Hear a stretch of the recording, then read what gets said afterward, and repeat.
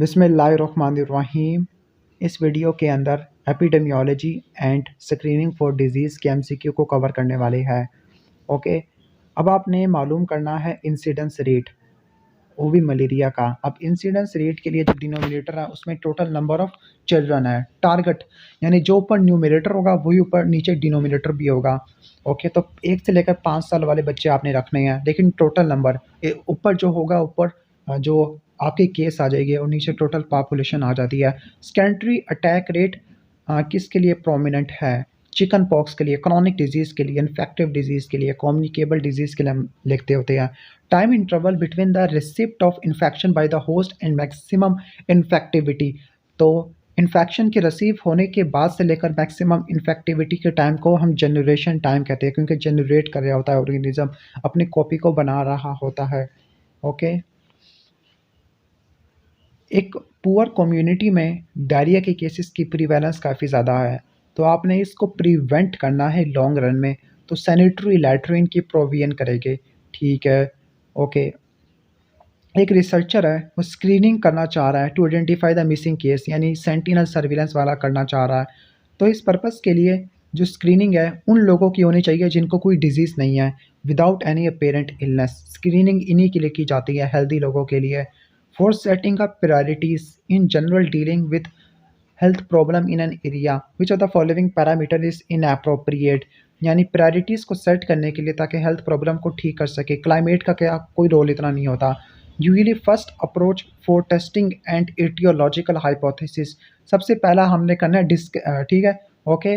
पहले आपने हाइपोथेसिस को बनाना होता है तो वो डिस्क्रिप्टिव है, फिर आपने टेस्ट करना है, फिर आपने कंफर्म करना है। टेस्ट करने के लिए okay, case control analytical study पहले परफॉर्म की जाती है।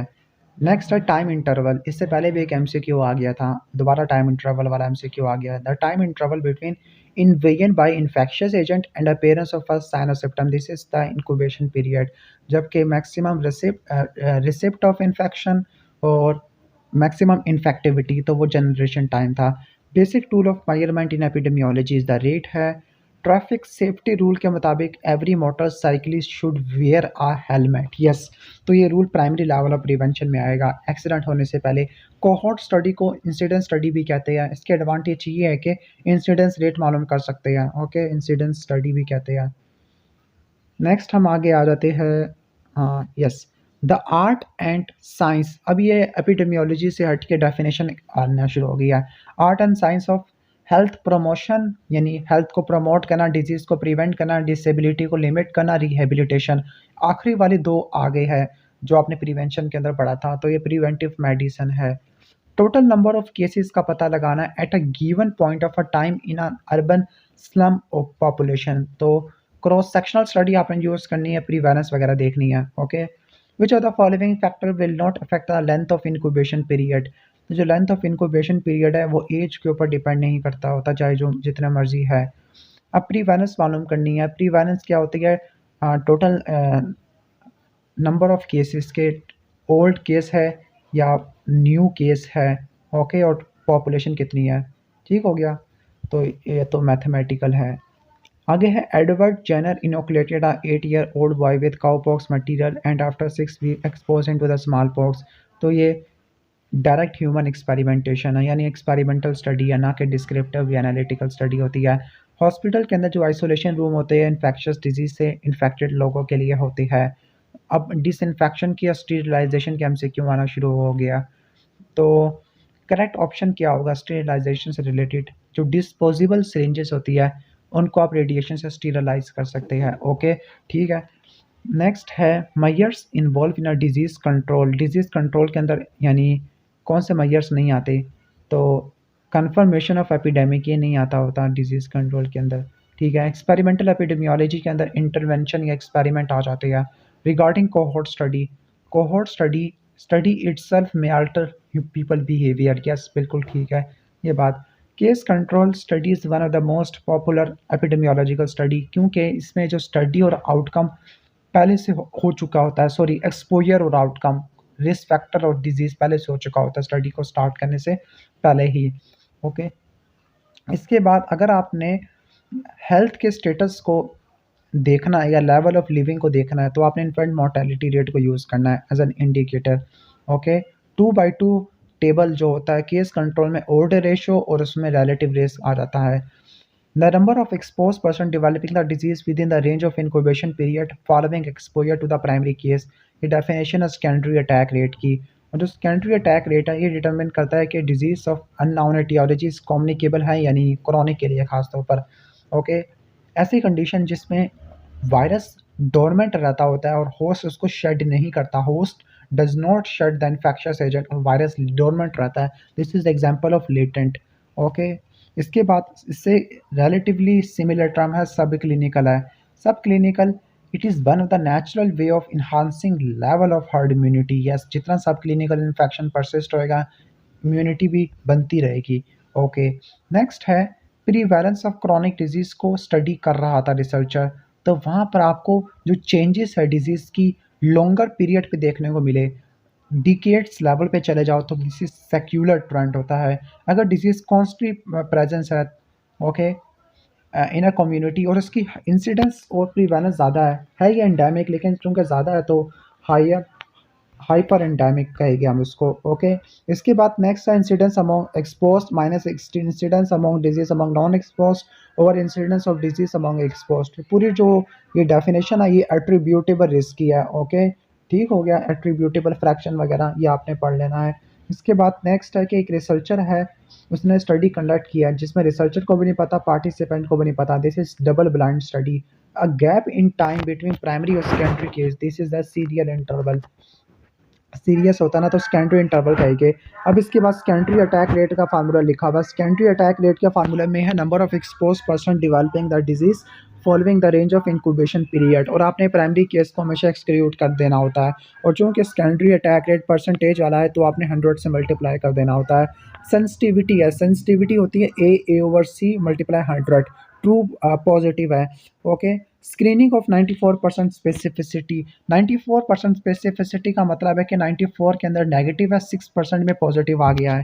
ओके, इसके बाद नेक्स्ट है regarding temporal association which of the following is true.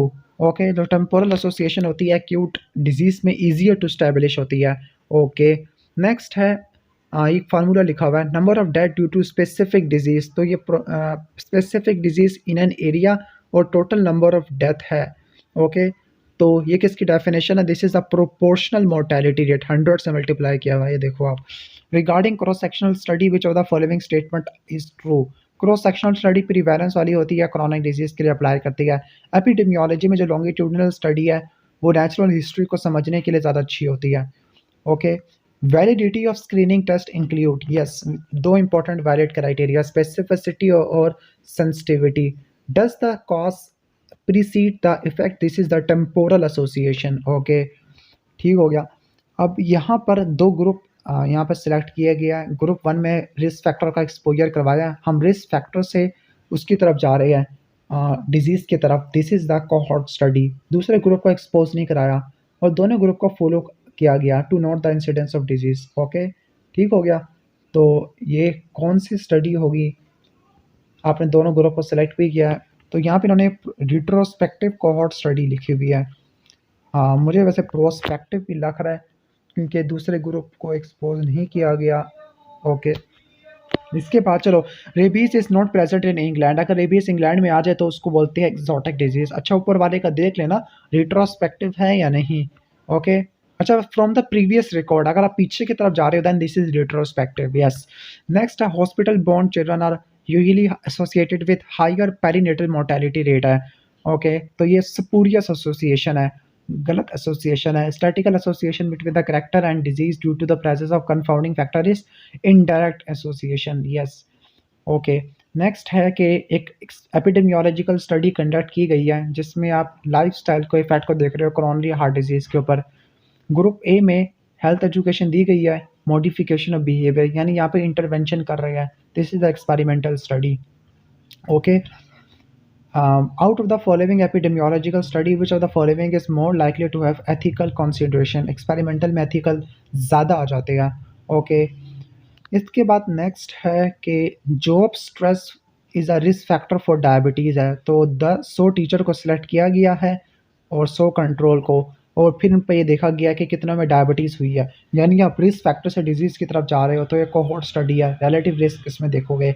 The study design that can actually prove causation is the experimental study. Yes, experimental study causation को यानी confirmatory होती है। रिलेटिव रिस्क आपने मालूम करना है। रिलेटिव रिस्क कैसे मालूम करोगे आप? Incidence among exposed over incidence among non exposed. Okay. Odd ratio कैसे मालूम करोगे? एडी ओवर बीसी से रट्टा मार लोगे आप। ओके। इसके बाद नेक्स्ट है the technique by which sexual partner और patient suffering from sexually transmitted disease are identified, located, investigated और ट्रीट करना। This is contact tracing. Yes. Which of the following statement is appropriate for a case control study? Case control में yes recall बाइस आ जाता है, सोचने वगैरह पढ़ना पड़ता है। 56 की तरफ चलती है। मलेरिया देना क्लोरोक्विन की tablet for prevention, this is कीमोप्रोफाइलैक्सिस है। अब केस फर्टेलिटी रेट है। केस फर्टेलिटी रेट क्या होता है कि लाइव बर्थ ओवर डेथ वगैरह। ओके। नेक्स्ट है प्रीवैलेंस मालूम करनी है। प्रीवैलेंस को देखने के लिए क्रॉस सेक्शनल डिस्क्रिप्टिव स्टडी होती है। हेल्थ स्टेटस को कंपेयर करने के लिए इन्फेंट मोर्टेलिटी रेट देते हैं। Diagnostic power of screening test is reflected by, जो डायग्नोस्टिक पावर होती है वो प्रिडिक्टिव वैल्यू पर डिपेंड करती है। Okay. Absolute risk is a term. जो एब्सोल्यूट रिस्क होता है किस चीज़ पर डिपेंड करता है? इंसिडेंस रेट पर डिपेंड करता है। ओके। अगर हम number of death due to coronary heart disease को एक्सप्रेस करें in relation to the total death, this is the proportional mortality rate. Okay. इसके बाद ये है कि कोहोर्ट स्टडी के बारे में क्या बात ठीक है, तो यहाँ पर इट्रिशन की प्रॉब्लम आना शुरू हो जाती है। ओके, ठीक है। इसके बाद ये है नेक्स्ट, एक एडिशनल क्राइटेरिया को ढूंढना है जिससे रिस्क फैक्टर और डिजीज़ का एसोसिएशन पता लग जाए। तो रिस्क फैक्टर हमेशा डिजीज़ से पहले आना, this is a temporal association. Sensitivity क्या होती है? ट्रू पॉजिटिव और फॉल्स नेगेटिव। ठीक है। Epidemiologist plan to find out the incidence of measles है, तो मीजल्स इंसिडेंस को देखने के लिए कोहोर्ट स्टडी बेस्ट है। बाकी प्रिवेलेंस को देखने के लिए क्रॉस सेक्शनल डिस्क्रिप्टिव स्टडी वगैरह। ओके, बाकी प्रिवेलेंस का फार्मूला आपको ऑलरेडी आता है। नेक्स्ट हम आगे चलते हैं। एक हेल्थ ऑफिशियल है, वो डेंजरस डिजीज़ को डिटेक्ट करना चाह रहा है, लाइक कैंसर वाला। Which are the following criteria is the most desirable? High sensitivity. Yes, ऐसा टेस्ट जिसकी हाई सेंसिटिविटी है जो पकड़ ले ट्रू पॉजिटिव वालों को। ओके। एक स्टडी कंडक्ट की गई जिसमें केस और जो कंट्रोल थी उनको कंपेयर किया गया with respect to the exposure factor.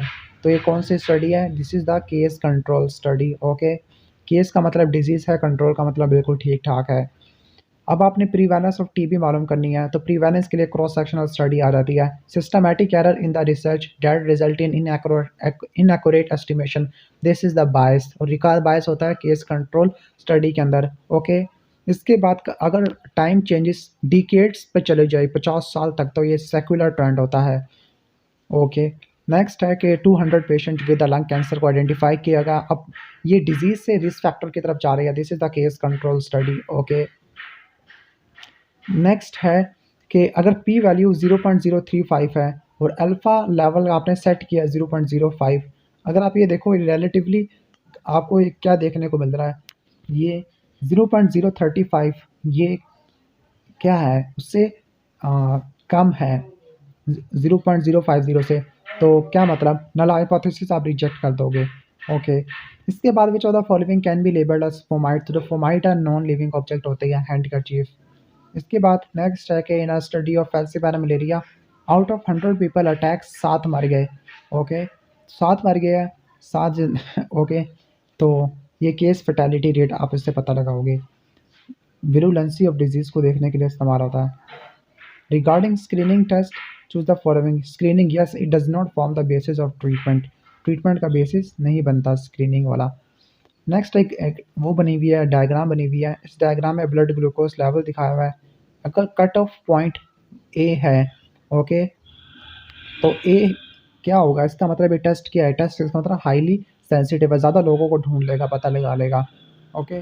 इसके बाद 79 की तरफ चलते हैं कि रिलेटिव रिस्क आपको 0.2 मिला है। 0.21 से कम है, इसका मतलब ये प्रोटेक्टिव रिस्क फैक्टर है या प्रोटेक्टिव फैक्टर है। नेक्स्ट है कि रिस्क फैक्टर और डिजीज़ में एसोसिएशन मालूम करना है। तो he calculated the ratio of chance that case was expose to the risk factor. Okay. The chance that control was expose to the risk factor, तो इस रेशियो को ऑड रेशियो कहते हैं, केस कंट्रोल स्टडी में use करते हैं। Which of the following epidemiological study is most feasible in the hospital, तो case control study, क्योंकि वहाँ पे आपको डिजीज़ वाले पेशेंट ऑलरेडी मिल जाएंगे। 90% स्पेसिफिसिटी का मतलब 90% ट्रू नेगेटिव है। Okay, choose the best option regarding screening test if the cut off values set at D. Okay, तो screening sensitivity will decrease and specificity will increase, ठीक हो गया। Okay, next हम चलते हैं, एपिडेमियोलॉजिस्ट ने ये फाउंड किया कि जो एनुअल डेथ रेट है 2/1000 पर ईयर। ओके, तो टीबी की वजह से है, और 1000 अगर ये 100 होता तो वहीं प्रोपोर्शनल लिख देता, लेकिन 2/1000 है तो ये डिजीज स्पेसिफिक डेथ रेट आ जाता है। Okay, strength of association between the cause and the disease, तो इसके लिए क्या यूज़ करेंगे? स्ट्रेंथ ऑफ एसोसिएशन के लिए हम इंसिडेंस रेट को मालूम करेंगे। ओके, केस कंट्रोल स्टडी के अंदर अगर ओड रेशो 5 आई है, 5 का मतलब 5 टाइम्स। ओके, इसके बाद अगर high cholesterol level coronary heart disease करवा देता है, तो कोलेस्ट्रॉल को कम करने से इंसिडेंस कम हो जाती है। ये कैसे पता लगेगा? एक्सपेरिमेंटल स्टडी से पता लगेगा। ओके, अगर दो वेरिएबल आपस में एक दूसरे से रिलेटेड है कि एक को चेंज करे दूसरा भी चेंज आ रहा है, दिस इज़ 1 to 1। ओके, अगर रिस्क फैक्टर और डिजीज़ के दरमियान जो एसोसिएशन है वो अंडरस्टैंडिंग से एग्री करती है of the response of cell tissue organ, this is the biological plausibility. Okay, अगर उसको नहीं पता, यानी कहने का मतलब पेशेंट को नहीं पता लेकिन डॉक्टर को पता है, this is single blind study. Okay, next है कि प्रीवैलेंस को मालूम करने के लिए प्रोग्राम देखा गया है, प्रोग्राम सक्सेसफुली कैरिड आउट हो गया है, तो प्रीवैलेंस मालूम करनी है। तो out of the following finding which one is more appropriate for this purpose, कि अगर आपने इम्पैक्ट मालूम करना था प्रोग्राम का, इम्पैक्ट टू रिड्यूस द प्रीवैलेंस, तो एट्रीब्यूटेबल रिस्क यस मालूम करते हैं। नेक्स्ट है 0.25 है, 0.25 का मतलब 25% क्या होगी 75% कम होगी। ओके, नेक्स्ट हम आगे चलते हैं, गैप इन जो प्राइमरी और सेकेंडरी केस के दरमियान जो गैप होता है उसको बोलते हैं सीरियल इंटरवल बोलते हैं। ओके, इसके बाद एक पूरा वहाँ पे एक सिनेरियो दिया हुआ है कि बॉटल फीडिंग और डायरिया के दरमियान रिलेशनशिप को स्टडी किया, केस कंट्रोल स्टडी परफॉर्म की गई है। तो जो एक्सपोजर रेट था to the bottle feeding in diarrhoea, तो वो 94.2 था, और ब्रेस्ट फीडिंग में 67 था। काइस के टेस्ट 0 में पी जो वैल्यू है 0.05 से कम है। इसका मतलब क्या है? इसका मतलब हाईली सिग्निफिकेंट एसोसिएशन है। ओके, इसके बाद नेक्स्ट है कि नोजियोकोमल इन्फेक्शन कैसे फैलते हैं, hands of health care worker से होती है। इंक्यूबेशन पीरियड 10 दिन से लेकर 3 हफ्तों तक ये MMR के लिए होता है। ओके, इसके बाद नेक्स्ट है early detection of unrecognised disease, तो time interval between the diagnosis by early case detection with the help of screening test and diagnosis by other mean, this is the lead time. Yes, okay, which of the following criteria of screening test is most needed in early detection of communicable disease with very high mortality, तो आपको high sensitivity वाला test चाहिए। Okay, chronic carriers होते हैं, infect कर देते हैं। किसका क्रॉनिक कैरियर एग्जिस्ट करता है? टाइफाइड को, हेपेटाइटिस बी का, दोनों का क्रॉनिक कैरियर एग्जिस्ट करते हैं। Total number of death of infant age 28 days से लेकर 1 year, this is the post neonatal mortality rate है। ओके, अगर एपिडेमिक कर फ़ौरन ही राइज करे और गिर जाए, एक्सप्लोसिव हो, सिंगल एक्सपोजर और पॉइंट सोर्स एपिडेमिक कहलाती है। ओके, इफेक्टिवनेस ऑफ प्रोग्राम को देखने के लिए इंसिडेंस रेट देखते हैं, ये तो ऑलरेडी हम पढ़ चुके थे। Components of epidemiology, frequency, distribution, determinant सारे हो जाते हैं। स्टैंडर्डाइज मोर्टेलिटी रेशो के बारे में क्या बात गलत है या क्या बात सही नहीं है? तो ये adjustment, it does not permit adjustment, ये आपने नोट करना है। Secondary attack rate communicable disease के लिए अप्लाई करते हैं। प्रीवैलेंस मालूम करनी है तो क्रॉस सेक्शनल स्टडी हम यूज़ करते हैं। Okay, regarding cross sectional study choose the best option, they are more useful for chronic disease. Yes, prevalence वाली ये क्रॉनिक डिजीज़ के लिए हम इस्तेमाल करते हैं, और जो सेकेंडरी अटैक रेट वो भी ऐसे ही होता है। Epidemiological significance of carrier is higher than case because ये ज़्यादा पीपल को इन्फेक्ट कर सकते हैं। Criteria of disease for which health authority should start a screening programme include disease is a serious health problem, disease को पहले ये बनना होगा। अगर आप यहाँ पे देखो, ये फ़ौरन ही पीक पे आई है, तो ये common source single exposure epidemic है। ओके, और इसके एक क्लासिकल एग्जांपल हमने भी पीछे पढ़ी थी, कॉमन सोर्स सिंगल एक्सप्लोसिव की, फूड पॉइजनिंग वाला। आप इसको रट्टा मार सकते हो, बाकी पीछे भी आई थी एक जगह पर, नहीं एग्जांपल नहीं थी बल्कि सिनेरियो दिया हुआ था।